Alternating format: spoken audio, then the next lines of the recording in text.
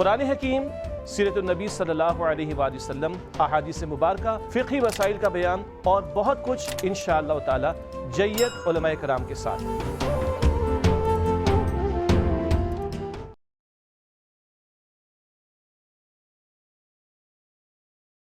الحمدللہ رب العالمین، تمام تعریف اللہ بزرگ و برتر کے لیے جو ہمارا خالق، ہمارا مالک، ہمارا پالن ہار ہے۔ بے حساب درود و سلام مصطفیٰ کریم علیہ الصلاۃ والسلام کی ذات اقدس پر کہ آپ ہی کے طفیل کارخانہ قدرت رواں دواں ہے۔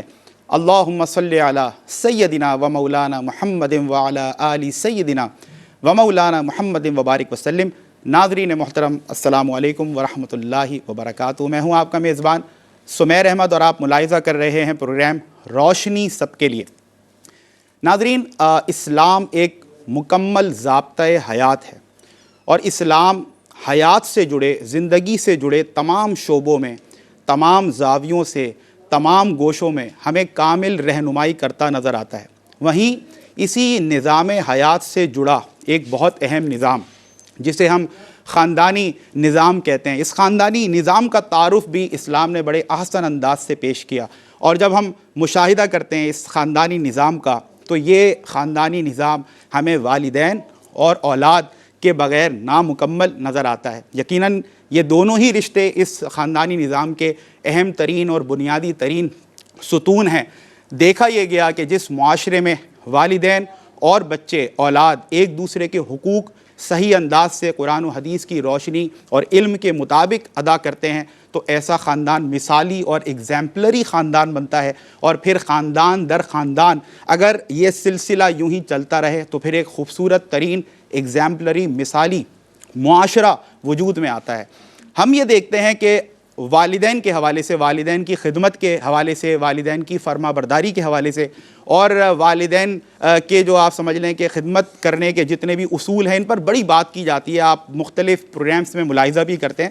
لیکن نسبتاً یہ دیکھا گیا ہے ناظرین کہ جو والدین کی ذمہ داریاں ہیں اس پر بات تھوڑی کم ہوتی ہے، کانٹینٹ اس انداز سے ہم تک نہیں پہنچتا، اور نتیجتاً ہم یہ دیکھ رہے ہیں آج ہماری سوسائٹی میں فی زمانہ ہمیں والدین جو پیرنٹنگ ٹپس ہوتے ہیں، پیرنٹنگ کی صلاحیتیں ہوتی ہیں، جو تربیت کرنے کے اصول ہوتے ہیں اس سے وہ ناآشنا نظر آتے ہیں، اور پھر کیا ہو رہا ہے کہ ہمارے آج کے نوجوان، آج کی اولادیں بے راہ روی کا شکار ہو رہے ہیں، والدین ہمیں شکایت کرتے نظر آتے ہیں۔ تو اس بات کی شدید آپ سمجھ لیں ضرورت محسوس کی گئی کہ ایسا پروگرام پیش کیا جائے کہ جس میں والدین کی ذمہ داریاں قرآن و حدیث کے مطابق کیا ہیں وہ آپ تک پہنچائی جائے، یہ روشنی، یہ علم، تاکہ آپ قرآن و حدیث کے علم کے مطابق بحیثیت ذمہ دار والدین اپنے بچوں کی خوب انداز سے تربیت کر سکیں تاکہ ایک بہترین اسلامی معاشرہ تشکیل پا سکے۔ اسی ضمن میں آپ یہ پروگرام ملاحظہ کر رہے ہیں اور موضوع ہے والدین کی ذمہ داریاں۔ گفتگو کرنے کے لیے عالم اسلام کی دو ممتاز ترین شخصیات اس وقت تشریف فرما ہے، صاحبان علم و دانش۔ میں مفتی صاحب کے لیے یہ عرض کروں گا بلا مبالغہ کہ کچھ شخصیات یقیناً ناظرین ایسی ہوتی ہیں، ایسے کمال کی ہوتی ہیں کہ ان کے تعارف کے لیے آپ کو الفاظ بھی کبھی عاجز نظر آتے ہیں، آپ کسی تعارف کے محتاج نہیں۔ دنیا بھر میں دیکھنے والے ناظرین آپ کی گفتگو سنتے بھی ہیں، اس پر عمل کرنے کی بھی کوشش کرتے ہیں، اور اسی لیے جس انداز سے آپ قرآن و حدیث کے علوم سے ہمارے قلوب کو، دنیا بھر سے دیکھنے والے ناظرین کے قلوب کو مزین کر رہے ہیں، سب آپ کو سلام محبت پیش کرتے ہیں۔ ہمارے ساتھ موجود ہیں مفتی محمد سہیل رضا امجدی صاحب، قبلہ السلام علیکم۔ وعلیکم السلام ورحمۃ اللہ وبرکاتہ۔ خیر مقدم آپ کا مفتی صاحب، جزاک اللہ۔ اور آپ ہی کے ساتھ تشریف فرما ایک ایسی شخصیت کہ درس و تدریس سے آپ کی ایک دیرینہ وابستگی، میں یہ سمجھتا ہوں کہ ملک پاکستان اور عالم اسلام کی آپ وہ شخصیت ہیں جنہوں نے علم کے فروغ کے لیے اور قلوب کو، خاص طور پہ طلباء و طالبات کے قلوب کو اللہ اور اس کے رسول کے عشق سے مزین کرنے کے لیے جو کردار پیش کیا ہے، جو ڈیڈیکیشن پیش کی ہے، اور جس جانثاری کے ساتھ الحمدللہ آپ نے اپنی زندگی کے کئی سال اسلام کے فروغ کے لیے، تبلیغ و ترویج کے لیے وقف کیے ہیں، میں کیا ہم سب، آپ سب جو ان کو دیکھتے ہیں، پسند کرتے ہیں، سلام محبت پیش کرتے ہیں۔ اور یہ بھی بلا مبالغہ ناظرین عرض کروں، بڑے بڑے علماء، بڑے بڑے مفتیان کرام، اسکالر حضرات، دانشور مجھے ملتے ہیں اور بڑے آپ سمجھ لیں کہ فخر سے بتاتے ہیں کہ ہمارے استاد ہیں، ہم نے ان سے اکتساب فیض کیا ہے۔ ہمارے ساتھ موجود ہیں ڈاکٹر محمد احمد قادری صاحب، السلام علیکم ورحمۃ اللہ۔ وعلیکم السلام ورحمۃ اللہ۔ ڈاکٹر صاحب بہت شکریہ آپ کا بھی، جزاک اللہ۔ ناظرین، موضوع بہت اہم ہے اور بلا تاخیر اب میں چاہتا ہوں کہ اب موضوع کی جانب بڑھے۔ جتنے بھی والدین اس وقت ہمیں ملاحظہ کر رہے ہیں، میں ان سے خصوصی ریکویسٹ کرنا چاہتا ہوں کہ آپ نے بغور گفتگو کو سننا بھی ہے، سمجھنا بھی ہے اور اس پر عمل کرنے کی بھی کوشش کرنی ہے۔ اور اس سے پہلے کہ پہلا سوال میں مفتی صاحب سے کروں، اب آپ الحمدللہ ARYQTV کہ اس پروگرام کو اور دیگر پروگرامز کو یقیناً اس وقت ملاحظہ بھی کر رہے ہیں اور آگے بھی ریپیٹ ہوتا ہے تو آپ ملاحظہ کر سکتے ہیں، لیکن اس کے ساتھ ساتھ الحمدللہ اب آپ ڈیجیٹل میڈیا پر بھی ARYQTV کا یہ پروگرام بھی اور دیگر پروگرامز بھی آپ ملاحظہ کر سکتے ہیں، جس میں فیس بک بھی شامل ہے، یوٹیوب بھی شامل ہے اور دیگر جتنے بھی سوشل سائٹس ہوتی ہیں، خاص طور پر ہماری ویب سائٹ www.aryqtv.tv پر بھی الحمدللہ آپ یہ تمام اسلامک پروگرامز ملاحظہ کر سکتے ہیں۔ پہلا سوال مفتی صاحب میں آپ سے کرنا چاہتا ہوں کہ کمانا یقیناً والد کی ذمہ داریوں میں سے ایک ذمہ داری ہے، لیکن فی زمانہ اب یہ بھی مشاہدہ کیا جا رہا ہے کہ بچوں کو کام پر لگا دیا جاتا ہے۔ اس حوالے سے میں ابتدا میں چاہتا ہوں کہ آپ کیا فرمائیے۔ بسم اللہ الرحمن الرحیم، اللہم صلی علی سیدنا و مولانا محمد وعلی آلہ و اصحابہ وبارک وسلم۔ جی قبلہ سمیر صاحب، آپ نے بہت مضبوط تمہید جو ہے وہ بیان فرمائی، جزاک اللہ۔ جو گفتگو فرمائی آپ نے۔ بات یہ ہے کہ ہمارے یہاں نا ایک بہت بڑا گیپ ہے۔ دنیا میں کوئی بندہ آپ کو ایسا ملے گا جو یہ کہے کہ بھائی اپنا حق لے لو، کوئی ایسا نہیں ملے گا۔ پوری دنیا اس بات پر آمادہ تو ہے کہ جی ہمارا حق ہمیں ملے، ٹھیک ہے نا۔ دنیا میں کہیں پر بھی آپ ہوں، پاکستان میں ہوں، کہیں پر بھی ہوں، کہیں پر اگر احتجاج ہو رہا ہے، انہوں نے بینرز لگائے ہوئے ہیں، تو اس پر یہ لکھا نظر آئے گا کہ جی جس کا کوئی حق ہم پر نکلتا ہے آؤ لے جاؤ، لیکن یہ لکھا ہوا نظر آئے گا کہ ہمارا حق ہمیں دو۔ یہ افراتفری، یہ لڑائی جھگڑے، یہ فتنہ فساد، اس کی جڑ یہی چیز ہے کہ ہمارا حق دو۔ پوری دنیا اور دنیا والے یہ کہتے نظر آتے ہیں کہ ہمارے حقوق ہمیں دے، ٹھیک ہے نا، ہمارے رائٹس دے، لیکن میرے نبی صلی اللہ تعالیٰ علیہ وسلم نے کیا بات ارشاد فرمائی؟ یہ وہ کلمات ہیں جامع اور معنی کلمات، یعنی چند جملے لیکن دریا کو کوزے میں بند فرما دیا۔ کیا فرمایا؟ فَأْتُوا كُلَّ ذِي حَقٍ حَقَّهُ، اے میرے امتیو ہر حقدار کو اس کا حق دو۔ اسلام یہ کہتا ہے کہ رائٹس دو، دنیا والے کہتے ہیں رائٹس لو۔ لڑائی جھگڑا اسی بات کا ہے۔ اگر ہر کوئی مجھ سمیت، آغاز ہے مفتی صاحب، سبحان اللہ۔ سمیر بھائی، مجھ سمیت آپ اور ہم سب اگر حق دینے والے بن جائیں تو مجھے یہ بتائیں کہ کوئی وقت تو ایسا آئے گا نا کہ کوئی حق لینے والا نہیں رہے گا، ٹھیک ہے نا۔ میں اس کی ایک جھلک آپ کو بتاتا ہوں۔ فاروق اعظم رضی اللہ تعالیٰ عنہ کے دور میں جو حقداروں کو حق پہنچتا تھا نا، ایک وقت ایسا بھی آیا کہ زکوٰۃ کے پیسے رکھے ہوئے ہیں لیکن کوئی لینے والا فقیر اور غریب نہیں ہے۔ سبحان اللہ، سبحان اللہ، واہ واہ۔ یہی وجہ ہے کہ حقوق دو دو دو، یہ رٹ ہم نے پتہ نہیں کہاں سے سیکھ لی۔ یہی وجہ ہے کہ آپ اگر آج والدین کو علیحدہ کر کے پوچھیں کہ ذرا بتائیے کہ یعنی جو آپ کی اولاد ہے، تو آپ کو کئی خامیاں بتا دیں گے، ٹھیک، مجھے پوچھتے ہی نہیں ہیں۔ اچھا اولاد کو علیحدہ کریں تو ان کے منہ سے بھی یہی نکلے گا، باپ نے کیا کیا ہمارے لیے، ماں نے کیا کیا ہمارے لیے۔ یہاں تک کہ ہسبینڈ اینڈ وائف کو دونوں کو علیحدہ علیحدہ کر کے پوچھیں تو وہ بھی یہی کہیں گے کچھ بھی نہیں کیا اس نے، ٹھیک ہے نا۔ ہماری تمنا یہ رہتی ہے، کوشش یہ رہتی ہے کہ بس حقوق چھین کر بھی لیں۔ یہی وجہ ہے کہ لڑائی جھگڑے ہیں، یعنی یہاں تک کہ والدین اور اولاد میں بھی ہمیں یہ چیز، یہ خلیج، یہ گیپ نظر آتا ہے۔ قرآن کریم نے اور احادیث کریمہ میں میرے نبی صلی اللہ علیہ وسلم نے بڑے واضح بیانات فرما دیے۔ لیکن قرآن اللہ تعالیٰ کا کلام ہے، بے شک، لیکن کسی کو خواب میں آ کر نہیں بتایا گیا کہ یہ قرآن یہ کلام ربی ہے، میرے نبی علیہ السلام کی زبان اقدس سے نکلا ہوا ہے، اور احادیث کریمہ اور سنت نبی یہ قرآن کا مقتضا ہے، ٹھیک ہے نا۔ تو ہم دونوں کو جدا کر ہی نہیں سکتے، ٹھیک ہے نا۔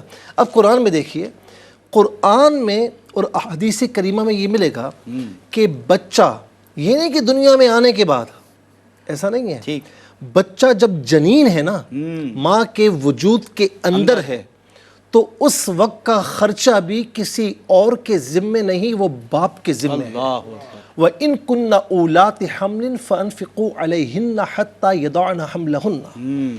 ہمارے یہاں کیا ہوتا ہے کہ اگر سسرال جو ہے وہ ذرا امیر ہے، مضبوط ہے، جہاں بیوی پیگننٹ ہوئی اور مختلف رسومات بنا لی ہیں، چلے جی اپنی ماں کے گھر چلی جائیں، اور یہاں تک کہ سارا خرچہ ان کے ذمے تھوپ دیا جاتا ہے.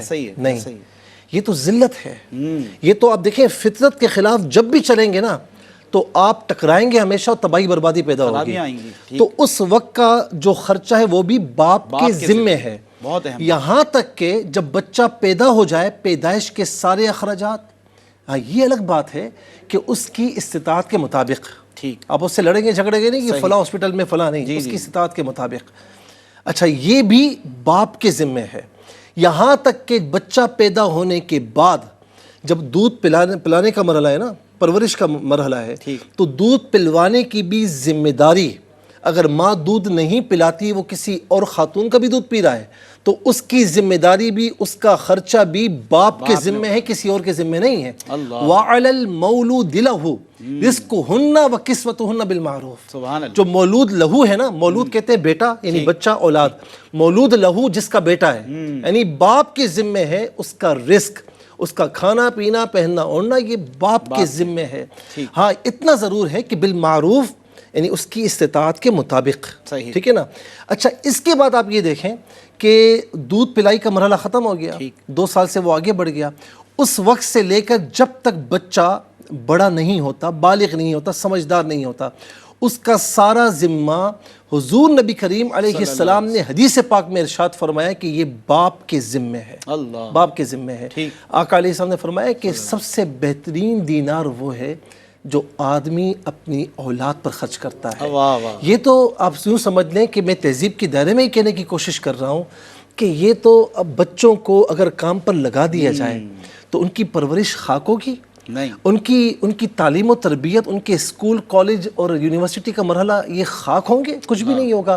وہ بچہ بڑے ہو کر کارآمد فرد کیسے بنے گا؟ وہ معاشرے میں بن ہی نہیں سکتا. الٹا مصطفیٰ پرسنالٹی ڈیمیج ہو کر رہ جاتی ہے، یعنی وہ کسی قابل نہیں رہے گا، کسی قابل نہیں رہے گا. اور پھر بچوں سے کام کروانا، آپ میں کچھ کمزوری ہے کیا؟ آپ مطلب کچھ ایسے، یعنی یوں سمجھ لیں کہ آرام طلبی، پورا دن گھر پر گزارنا، اپنے بیوی بچوں سے کام کروانا، میں سمجھتا ہوں کہ اس سے بڑی بدقسمتی کوئی اور نہیں ہے. اللہ اکبر، اللہ اکبر. ناظرین بریکس کے بعد آئیں گے تو پھر ڈاکٹر صاحب سے جانیں گے کہ کئی اعتبارات سے ہم دیکھتے ہیں کہ والدین بڑے اچھے انداز سے، احسن انداز سے تربیت کرتے نظر آتے ہیں، لیکن دینی اعتبار سے جو ان کی ذمہ داریاں ہیں وہ صحیح انداز سے ہم فی زمانہ دیکھتے ہیں کہ والدین اس انداز سے پورا نہیں کرتے. اس کا جواب لیں گے ڈاکٹر صاحب سے. ایک مختصر سا وقفہ ہے ناظرین، آپ سے ملاقات ہوتی ہے اس بریک کے بعد. جی ویلکم بیک ناظرین، بریک کے بعد آپ کا خیر مقدم ہے.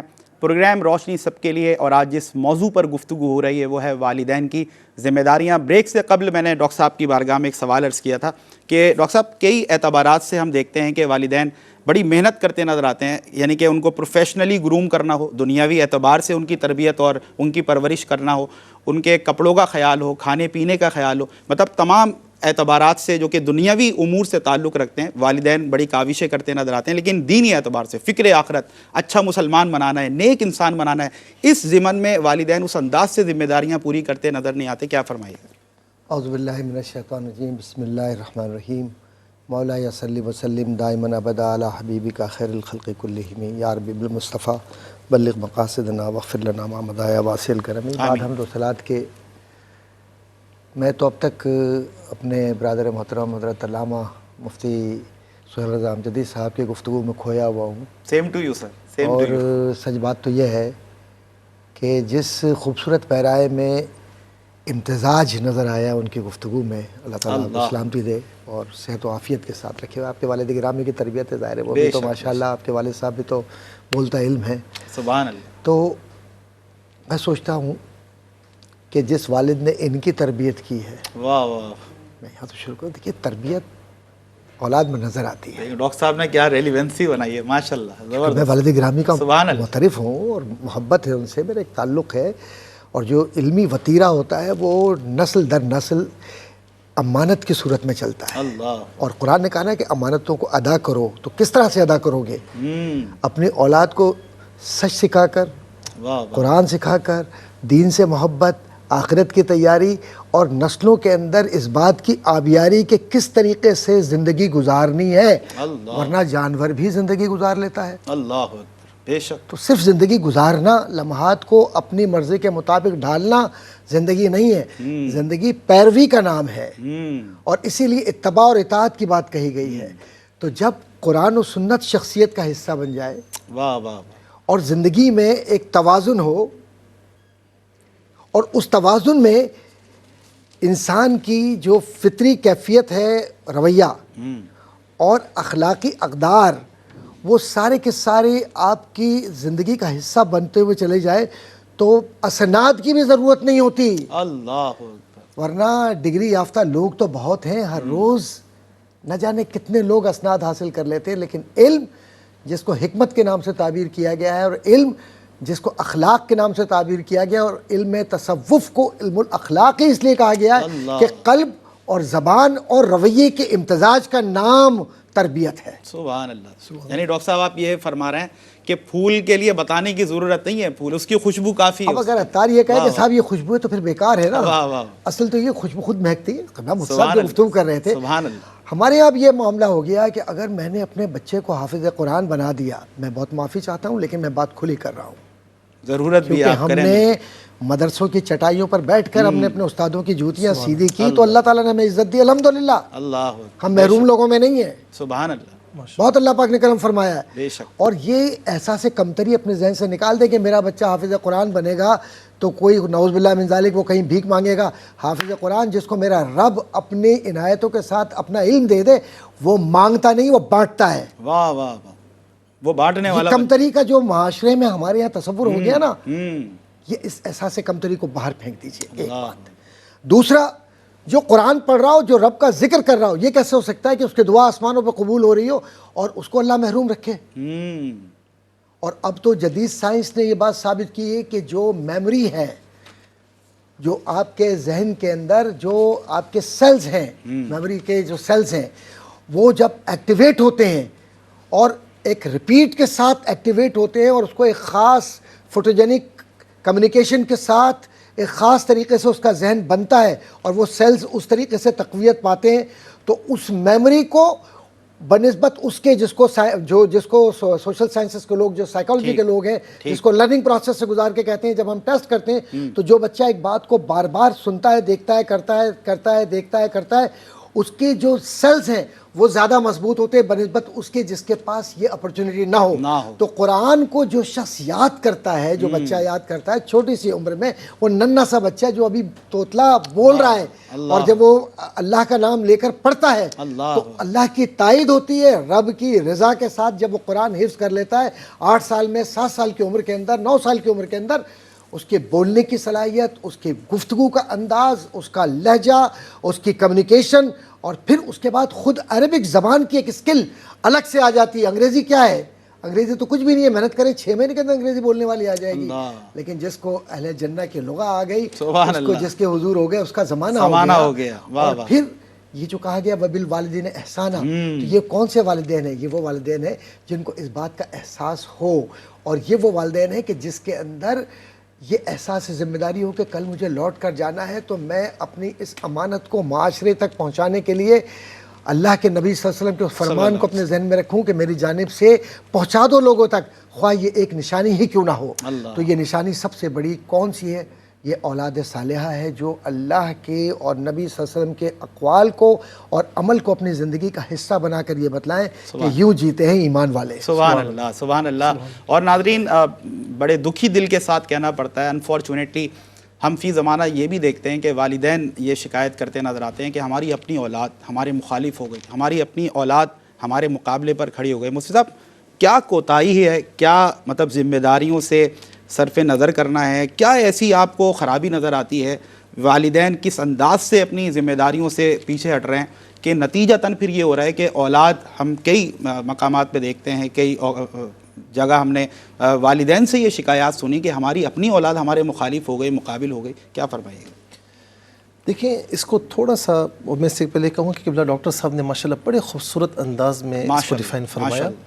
میں اس کو یوں سمجھ لیں کہ کچھ حصوں میں تقسیم کرنا چاہوں گا. نمبر 1 یہ ہے کہ ایک طبقہ ایسا ہے خاص طور پر والد کا کہ جو اولاد پر خرچ نہیں کرتے. ٹھیک ہے نا. نہ کماتے ہیں، بس اولاد پر چھوڑ دیا، بیوی پر چھوڑ دیا، تو ظاہر ہے کہ وہ اپنے جو حقوق اس کے ذمے ہیں، جسے ہم فرائض کہتے ہیں، ان سے پہلو تہی کر رہے ہیں، صحیح، اور وہ عند اللہ سخت گناہگار ہوں گے۔ اور بچے کی تربیت کے حوالے سے بھی وہ اپنا کردار ادا نہیں کر رہے، اس میں بھی وہ سخت گناہگار ہوں گے۔ ٹھیک۔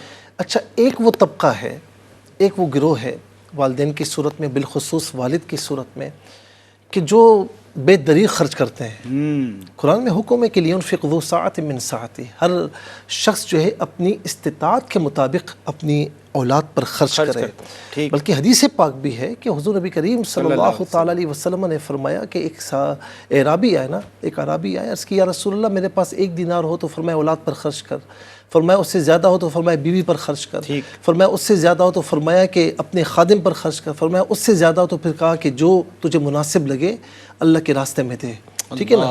اور یہاں تک فرمایا کہ جو شخص حلال روزی اس لیے کماتا ہے کہ اپنے بال بچوں تک پہنچا سکے، تو یہ تو صدقہ ہے نا، بے شک، بال بچوں تک پہنچا سکے، تو پھر فرمایا کہ وہ کسی کے سامنے دستے سوال دراز نہ کریں اور پڑوسیوں کے ساتھ حسن سلوک کر سکے۔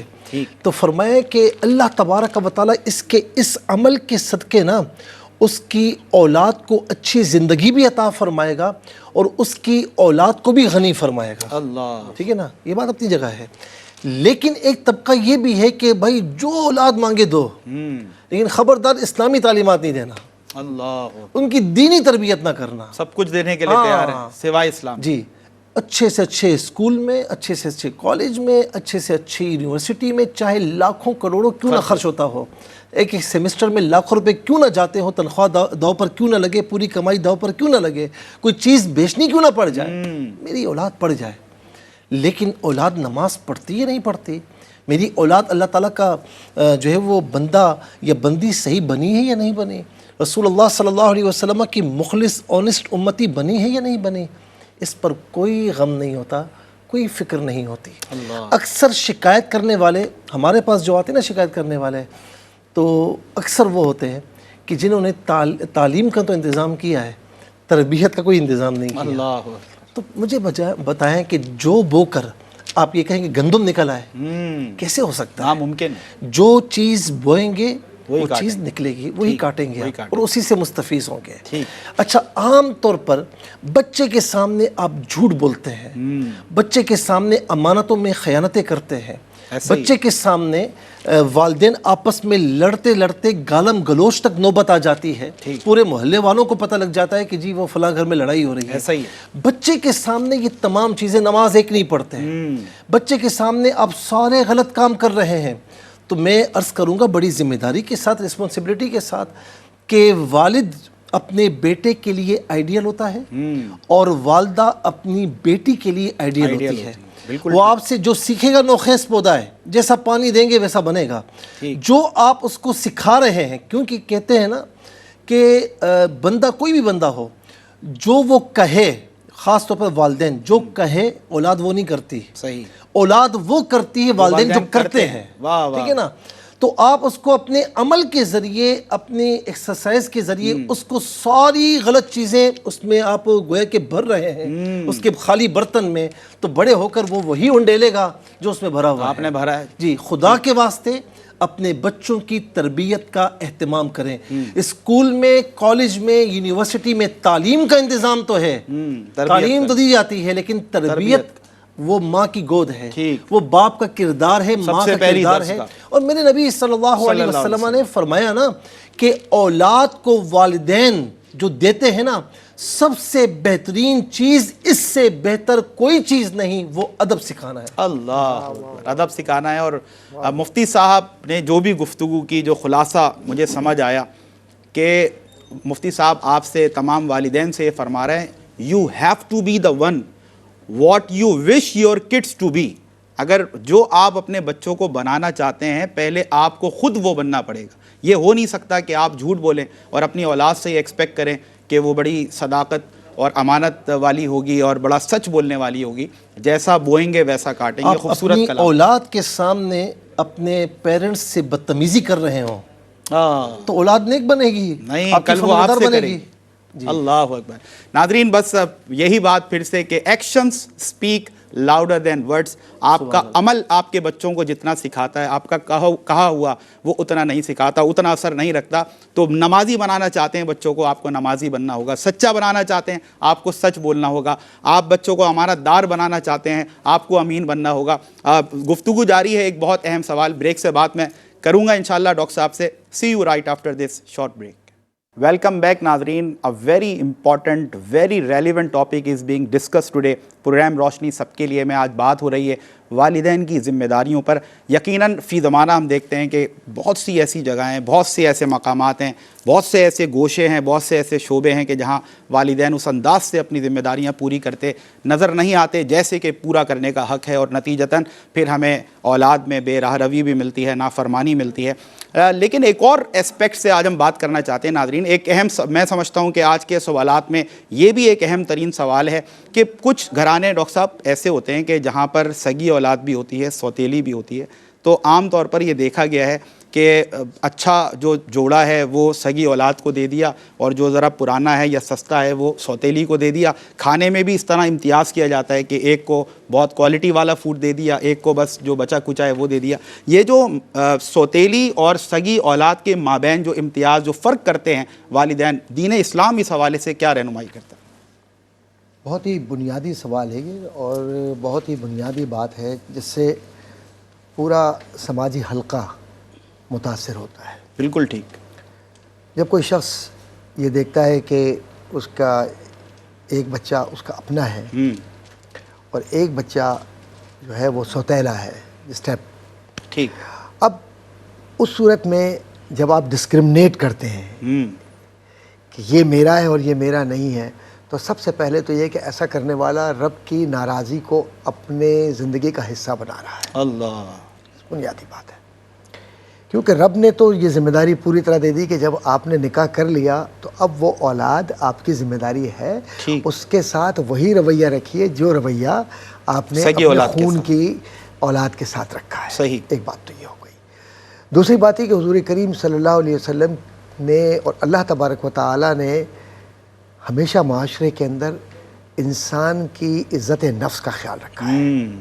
اور جو آپ نے سوال کیا تھا نا کہ کیا یہ کہ اچھا کپڑا یا اچھا کھانا اپنی اولاد کو دے رہے ہیں اور اس کو, یہ تو ایک الگ بات ہے. جو ایک اصطلاح استعمال ہوتی ہے شرعی اعتبار سے, اور قبلہ مفتی صاحب تشریف فرما ہے اور حضرات بھی جانتے ہیں, متبنہ. متبنہ کی ایک اصطلاح استعمال ہوتی ہے. اس کے اندر کیا ہے اور کس طریقے سے رسول کریم صلی اللہ علیہ وسلم نے ان لوگوں کو جن سے آپ کا خون کا رشتہ نہیں تھا ان کو بھی آپ نے کس طریقے سے اپنایا, کتنے پیار سے رکھا.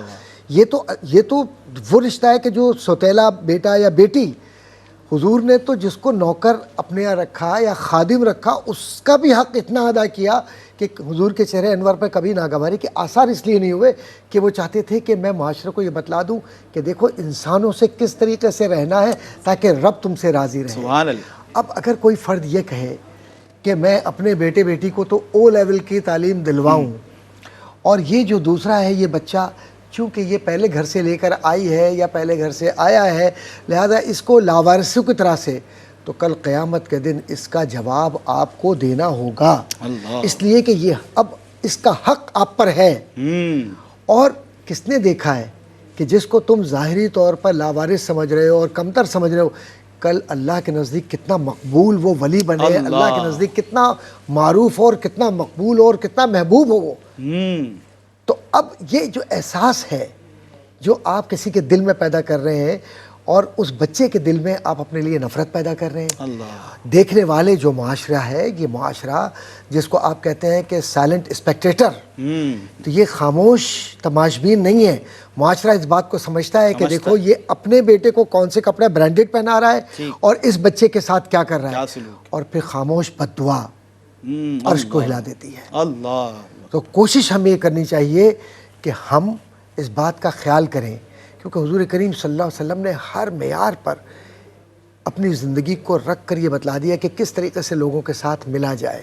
یتیم بچے کو دیکھا تو کس طریقے سے گود میں اٹھایا, سر پر ہاتھ رکھا, تربیت کی, پیار سے اس کے کپڑے بدلوائے. لاوارثوں کو دیکھا تو کس طرح حضور کریم صلی اللہ علیہ وسلم فرمایا کہ میں ان کا وارث ہوں. تو یہ کیا ہم اس بات کو فراموش کر گئے کہ ہمارے کسی بھی عمل کو جو ہمارا خانگی عمل ہے ہم یہ سمجھیں کہ اس کو رب نہیں دیکھ رہا. اللہ میرا رب دیکھ رہا دیکھ ہے. رہا ہے. اور میرا رب اس کی گرفت بہت مضبوط ہے. جس پیسے پر اور جس چیز پر ہم یہ سمجھیں کہ اس کو میں اپنے خاندان پر یا اپنے اولاد پر خرچ کروں اور جو وہ سوتیلا بیٹا یا بیٹی ہے اس کو میں نظر انداز کر دوں, تو یہ آہ اور یہ سسکی اور یہ خاموش بد دعا یہ تباہی کا ایسا باعث بنتی ہے کہ گھر کے گھر برباد ہو جاتے ہیں. اللہ بعض اوقات قبلہ مفتی صاحب آپ نے بھی دیکھا ہوگا کہ حضرت ہم کیا کریں, ہماری اولاد, اب میں بات کر رہا ہوں اولاد کی, کہ ہماری اولاد ہماری بات نہیں سنتی. ذرا پلٹ کر دیکھیں کیا آپ نے بھی اپنے والدین کی بات سنی یا نہیں سنی. حضرت ہم اپنے بیٹے کی وجہ سے بہت پریشان ہیں. 18 سال کا ہوا اور وہ گھر چھوڑ کر چلا گیا. گھر چھوڑ کر چلا گیا تو آپ بھی یہ سوچئے کہ جب آپ 26 سال 27 سال کے 30 سال کے 28 سال کے تھے, جب آپ اپنا گھر چھوڑ کر گئے تو کبھی پلٹ کر اپنے والدین کو پوچھا, وہ قبروں میں جا کر سو گئے. ایسے کیسز بھی ہیں, میں نے خود اپنی آنکھوں سے دیکھے, اللہ معاف فرمائے, کہ وہ قبروں میں جا کر سو گئے. انہیں نصیب نہیں ہوا کہ وہ ان کی قبروں پہ بھی جا سکے. اور پھر بات کرتے ہیں کہ میری اولاد میری اطاعت گزار ہو, میری بات سنے, اور پھر کبھی آپ اذان ہو رہی ہو جمعے کی بھی تو آپ خود گھر کے اندر بیٹھے ہوئے ٹی وی دیکھ رہے ہیں اور لیٹے ہوئے ہیں, سو رہے ہیں, اور اس کے بعد کہہ رہے ہیں کہ چلو یار بعد میں دیکھ لیں گے. پھر اس کے بعد توقع کریں کہ اولاد نماز پڑھے اور دین کی بات کرے اور پھر اطاعت کرے. اطاعت اس بات میں کہ جو میں نے کہہ دیا میری بات کو سن لے. دیکھیے وہ بات جو قبلہ نے جو بات کہی بڑی بنیادی بات تھی. قبلہ مفتی صاحب نے بات کہی تھی کہ اگر گندم اگاؤ گے تو گندم ہی نکلے گی, جو اگاؤ گے تو جو ہی نکلے گی. تو یہ توقع مت کیجیے کہ آپ بدی کے پودے سے خیر نکالیں گے. نہیں نکلتے, کانٹے سے کانٹا ہی نکلتا ہے. ہاں چاہتی ہو اس میں گلاب ہو تو مصطفیٰ کی خوشبو لے کر سیرت مصطفیٰ کو بچوں کی زندگی کا حصہ بنا دو. اور پھر اس بچے سے کہو کہ جب نماز پڑھو بیٹا اور روزے کی طرف جاؤ, زکوٰۃ کی طرف جاؤ, خیر کی طرف جاؤ, تو میرے مصطفیٰ کریم کے احسان کو یاد رکھو اور اسی پیغام کو اگلی نسل میں دینا. کیونکہ میں تم سے کچھ نہیں مانگتا, میں نے تم سے کچھ نہیں مانگا, صرف ایک بات مانگتا ہوں کہ اپنی زندگی میں حضور کی سیرت کو اس طریقے سے اپنا لو کہ کل شرمندہ میں نہ ہوں قبر کے اندر. تو اگر یہ حصہ بن جائے زندگی کا تو کامیابی کے ساتھ لوٹنے والوں میں ہوں گے. اور اگر نہیں کر سکے نا سمیر بھائی, تو پھر یہ یاد رکھیے کہ ہم کچھ بھی کر لیں, کتنی ہی بلڈنگیں بنا لیں, کتنا ہی کچھ کر لیں, ہم سماجی اعتبار سے تو شاید ہو سکتا ہے کہ بہت معروف ہو جائے, لیکن جب پلٹ کر دیکھیں تو اس کے اسباب تباہی کے کچھ اور ہوں. اور اس کی بہت ساری مثالیں موجود ہیں, میں بولنا نہیں چاہتا ہوں. اور یہ سوشل میڈیا کے اوپر بھی اور سوشل سائنسز کے کیس اسٹڈیز کے اندر بھی ہر جگہ تحقیق موجود ہے کہ برباد وہی ہوا جس نے ماں باپ کی عزت نہیں کی. اور ناظرین یقیناً ہمیں بہت سوچنا ہے, سمجھنا ہے اور اس فکر کو اپنے ساتھ رکھنا ہے. اولاد کی تربیت کے لیے تمام باتیں انتہائی ضروری ہیں. مفتی صاحب قبلہ میں آپ سے پوچھنا چاہتا ہوں کہ ماں اور باپ میں کوئی اختلاف ہوا, کوئی لڑائی ہوئی, تو بچوں سے اولاد سے شکایت کرنا کیسا ہے؟ یعنی کہ ماں اپنے بچے سے کہے کہ تمہارا باپ یہ ہے, یا اس کی شکایت کرے, چغلی کرے, اسی طرح باپ ماں کے لیے اولاد سے جو ہے نا وہ شکایت کرتا نظر آئے, اس کو آپ کس طرح دیکھتے ہیں؟ ضمن جب قبلہ ڈاکٹر صاحب بات کر رہے تھے, جب بڑا اسکالر بات کر رہا ہو تو کئی نکات نکل کر آتے ہیں. یہ جو بچوں کے حوالے سے خاص طور پر جو اسٹیپ کا معاملہ ہے سوتیلے کا, دیکھیں باپ اتنا سوچے. ایک اس میں یوں سمجھ لیں ڈائمنشن یہ بھی ہے کہ بعض اوقات پہلی بیوی کا انتقال ہو گیا اور اس سے بچے ہیں, یا پہلی بیوی اور ہسبینڈ کے درمیان سپریشن ہو گئی, طلاق ہو گئی, ڈیورس ہو گئی, اب بچے ان کے ذمہ آ گئے, اب انہوں نے نئی شادی کی, ٹھیک ہے نا. اب اس کے بعد پہلے بچوں کو وہ بالکل توجہ نہیں دیتے, ٹھیک ہے نا. وہ بچے لاوارثوں کی طرح خاندان میں, فیملی میں گھوم رہے ہوتے ہیں اور ان کی پرورش کا, تعلیم کا کوئی انتظام نہیں کیا جاتا. اتنا سوچ لیں وہ آپ کا خون ہے, ٹھیک ہے. جس خاتون سے ان کی آپ کی نہیں بنی, ان کا قصور کیا ہے؟ آپ اپنی ذمہ داری پوری کریں ورنہ سخت گناہگار ہوں گے. اور اگر کسی خاتون سے شادی کی ہے اور ان کے یہاں بچے تھے, وہ لے کر آ گئیں, تو نہیں یہ بچے میں نہیں لوں گا, اور ان کے ساتھ بے توجہی کا معاملہ کہ گویا کہ وہ بالکل فقیر ہیں, لاوارث ہیں. اتنا سمجھ لیں کہ یتیم تو ہے نا. اور میرے نبی علیہ السلام نے فرمایا کہ بہترین گھر وہ ہے کہ جس میں یتیم ہو اور اس کے ساتھ حسن سلوک کیا جائے, اور بدترین گھر وہ ہے کہ جس میں یتیم ہو اور اس کے ساتھ برا سلوک کیا جائے۔ اچھا دوسری بات کی طرف آ جاتے ہیں، سوال کی طرف۔ آپ نے جو فرمایا نا کہ اختلافات ہو جائیں، وہ شکایت نہیں کرتے۔ یعنی اگر باپ اپنے بیٹے یا بیٹی کو بیوی کے بارے میں اپنی بتا رہا ہے نا، وہ شکایت نہیں کر رہا، وہ ان کو خلاف کر رہا ہے۔ اس بات کو سمجھیے۔ اور بیوی کا ذہن یہ بنا ہوا ہوتا ہے کہ اب اسے جو کرنا ہے کر لے، لیکن جہاں بیٹا باپ کے برابر پہنچے گا نا، جوان ہوگا نا، پھر میں شوہر کو دیکھ لوں گی۔ اور وہ پھر کیا کرتی ہے، شروع سے لے کر آخر تک ایک ایک چیز گنواتی ہے اپنی اولاد کو، دیکھو اس نے فلاں معاملے پر یہ کیا تھا، فلاں معاملے پر یہ کیا تھا۔ مستقبل کے لیے اپنا وکیل تیار کیا جا رہا ہے۔ جی جی جی، جب آپ ایسا کریں گے تو اتنی بات یاد رکھنا، وہ اولاد نہ کرنے والے کو نہ اس کی بنے گی نہ ان کی بنے گی۔ ٹھیک، بالکل وہ درمیان میں معلق رہے گی، نہ وہ آپ کے قابل رہے گی، نہ شوہر کے قابل رہے گی، نہ بیوی کے قابل رہے گی۔ اس طرح کرنا یہ ایک زہر مہلک ہے، ایسا زہر ہے کہ جو ہلاک کرنے والا ہے اولاد کو، جو آپ کو بھی ہلاک کرنے والا ہے۔ میں یہاں پر یہ عرض کروں گا خاص طور پر، کیونکہ ہمارے ہاں کافی کیسز آتے ہیں دارالفتہ میں لڑائی جھگڑوں کے، خدا نہ خاصہ، دیکھیں یہ تو ہو نہیں سکتا نا کہ ڈسپیوٹ نہ ہو معاملہ، ٹھیک ہے نا، اختلافات ہو بھی جائے نا، ایک بند کمرے میں بیٹھ کر اس کو حل کرنے کی کوشش کریں، اولاد کے سامنے نہ جھگڑیں، ٹھیک ہے نا۔